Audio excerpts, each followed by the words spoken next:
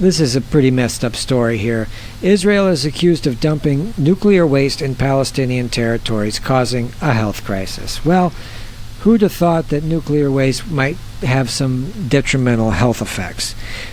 Israel has been accused of dumping nuclear waste into the Palestinian territories, particularly in the Hebron region of West Bank, leading to higher rates of cancer, disabilities, and deformities among the local population.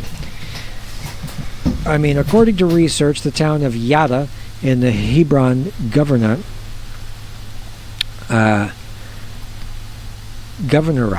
is contaminated with radioactive caesium-137 and uranium, with some of the highest concentrations found globally. Wow! Caesium-137 is a product of nuclear fission and can contaminate the environment through spent nuclear fuel, accidents, and leakages from other reactors. The aging Dimona nuclear reactor in Israel, one of the largest in the Middle East, is suspected to be one of the key sources. Villagers in the Hebron area have reported seeing Israeli trucks burying barrels and whole trucks filled with waste in caves and mountains, which they believe contain dangerous nuclear materials.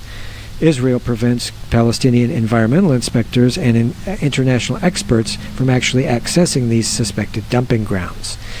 Now, the Palestinian Authority has accused Israel of using 98 landfills across the occupied West Bank to dump chemical, electronic, and solid waste, in addition to nuclear waste.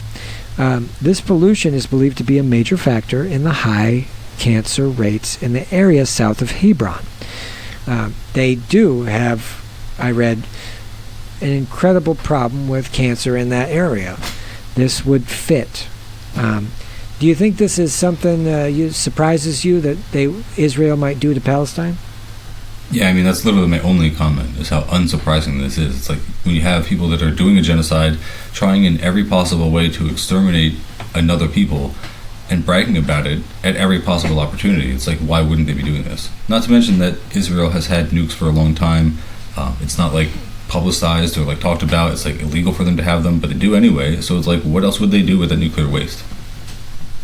Another fantastic strategy on behalf of the ethno-nationalist genocidal state.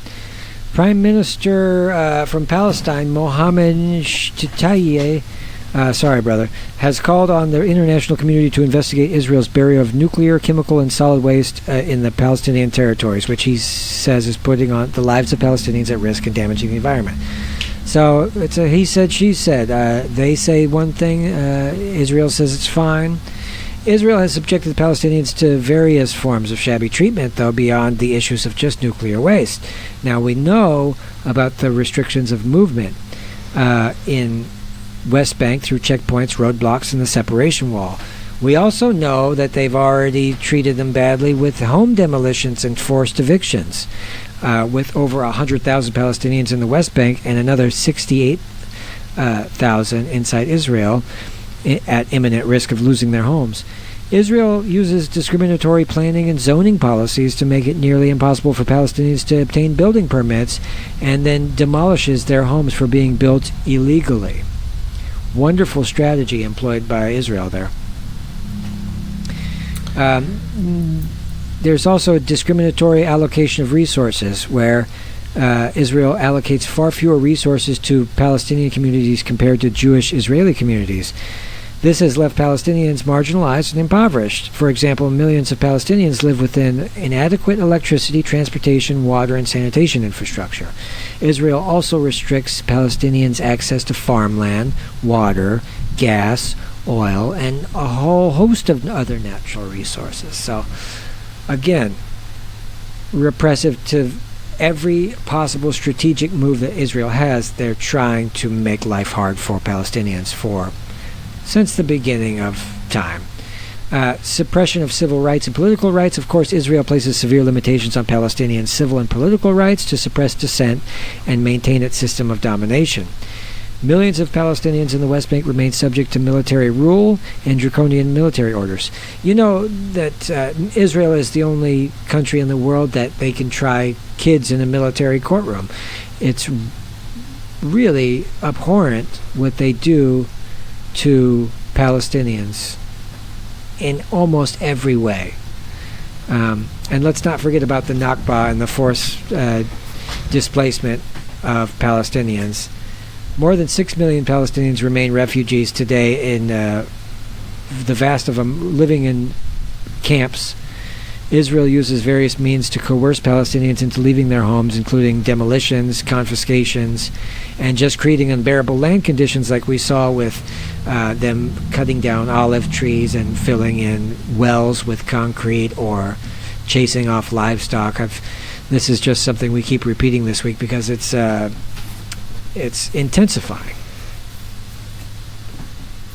Yeah, I mean, there's really, it almost feels, I don't want to say the trite, but it's like what can you possibly say at this point that Israel has not done? There's like almost no atrocity you can think of that they are not guilty of. And it just makes me wonder, like, at what point will people care to the extent that it requires? It really is mind-blowing. What do you think, but my question to you is, what do you think is stopping normal people from picking up on the clear problem here? Is that they're the aggressor and that they're the ones who are causing the problems?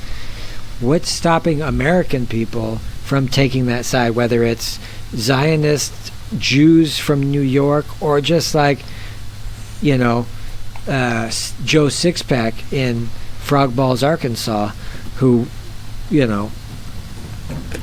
doesn't know anything about geopolitics, but still wants to support Israel because he feels like it's the American thing to do. What do you think stopping these people from understanding that they're on the wrong side of history? Yeah, it's indoctrination and apathy. I mean, it's a spectrum, of course, from the Zionists who are outright genocide, not even apologists, but braggarts. Like, they're happy to do it, and they brag at every opportunity. They make TikToks about it.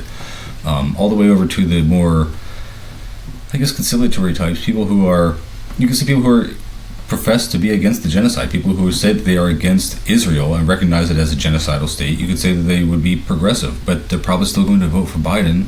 Certainly haven't donated. They're not going to go to a protest. They're not going to do anything material to resist this in any way whatsoever. They're just going to continue paying taxes for the weapons and nothing else, and then consider themselves neutral or part of the opposition, which is laughable. But again, it's just that first world privilege. Like, people think that as long as they can continue to get a slice of the pie, it's fine to continue upholding the system in such a passive way as just going to work, buying things, like supporting companies that are conducting this genocide by supporting it more directly. I don't know, it really, I talk a lot about the tactics being used and how people can commit crimes that are not based in a profit motive. And just as it's like easy to catch someone who is squatting in a house that is vacant, some kind of rich person's empty house, it's much harder to catch someone who does it not for a sense of personal interest, but just destroys it. Like, if people started, if there started to be like mass arsons or random arsons of empty homes, I think it would do a lot more for real estate law than any of the protests or current activism is doing. But we're not quite at that point yet. I guess people are not aggravated enough, but maybe we'll get there. Yeah. I mean, that's where we say, is violence the answer? I mean, it can be. It really can. It really depends on the scenario. It really depends on the situation.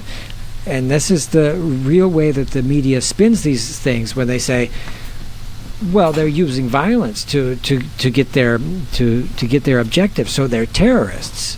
Well, what's being done to them?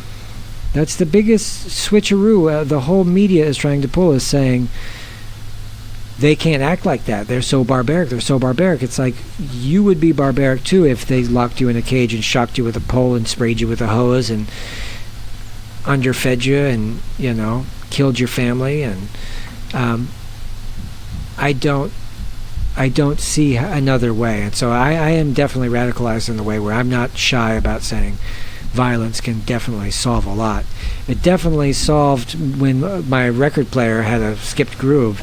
I could just use a little violence and get it back on track. So maybe that'll work for society too.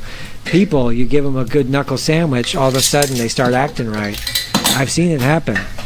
Some people are out there begging for knuckle sandwiches. You never know. But sad story nevertheless. I mean, every day I'm almost sick of hearing about the genocide. I would say, I'll cover something else today because it's so heart-wrenching to know that there's nothing we can really do except keep spreading the word, keep boycotting stuff, do whatever you can do. But yeah, crazy world, lot of stuff going on.